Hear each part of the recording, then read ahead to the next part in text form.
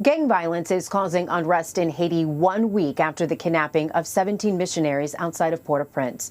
A Haitian gang is threatening to kill 16 Americans and 1 Canadian if they don't get a ransom of $17 million. The U.S. government says it is working with Haitian authorities to free the hostages.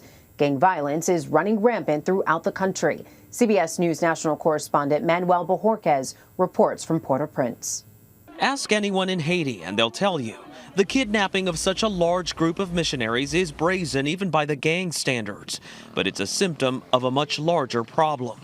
Haiti is descending further into chaos. Natural disasters and the assassination of the president this summer have left the government even more unstable. Gangs are quickly filling the gaps. There is so much frustration in the streets here, and the poverty creates a fertile breeding ground for the gangs.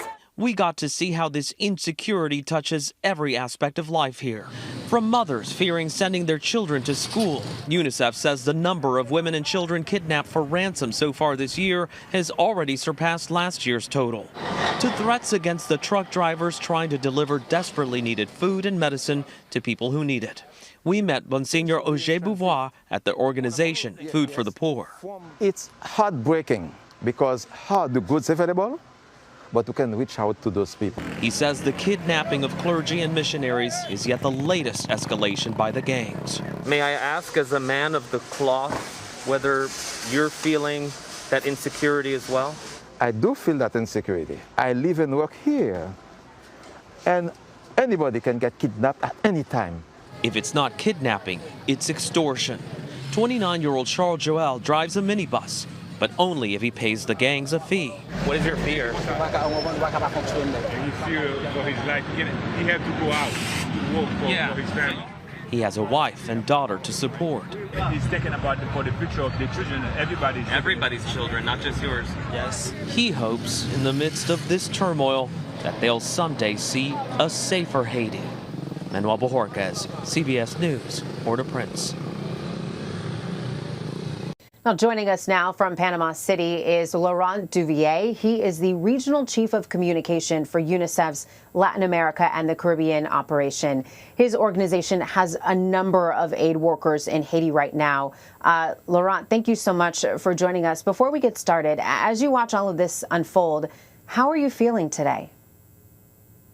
Well, I'm feeling sad because I was in Haiti 3 weeks ago, and indeed we see an increased violence and gang criminality and an upsurge in child and women abduction in the first 8 months of the year, which has already surpassed the total amount of abduction last year.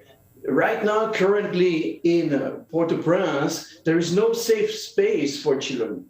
Children can be abducted at any given time, in any place, in the street, at home, anywhere, in the schools. And I could feel this fear and this anxiety in the eyes of my Haitian colleagues back there in Haiti, because they are parents and they are worried because they know that their children can be kidnapped at any given time. Rich, poor, middle class, no one is safe.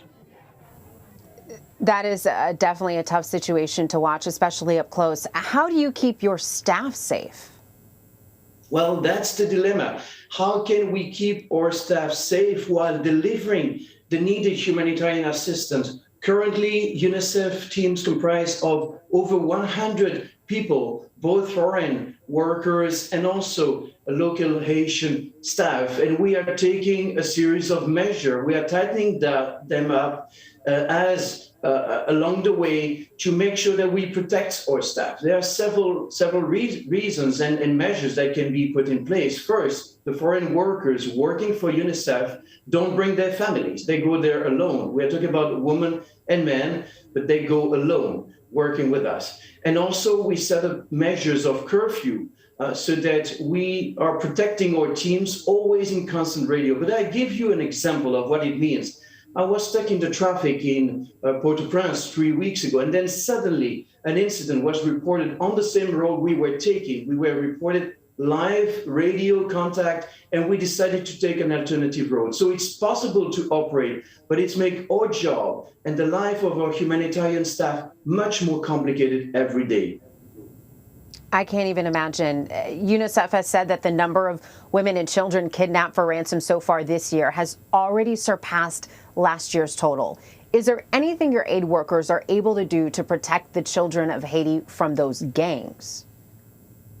We are protecting psychosocial support for all those children who have been abducted, and some of them, unfortunately, girls who go through gender-based violence and rape during their captivity. So always we provide psychosocial support for those children after the abduction. But before that, the best we can do is to make sure that humanitarian aid is being delivered on the ground. Now, I was in the southern part of the country that, remember, was devastated by an earthquake 3 months ago.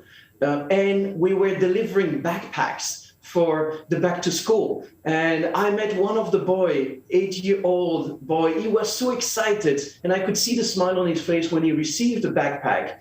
And he was telling me, you really want to become a civil engineer? And I said, why?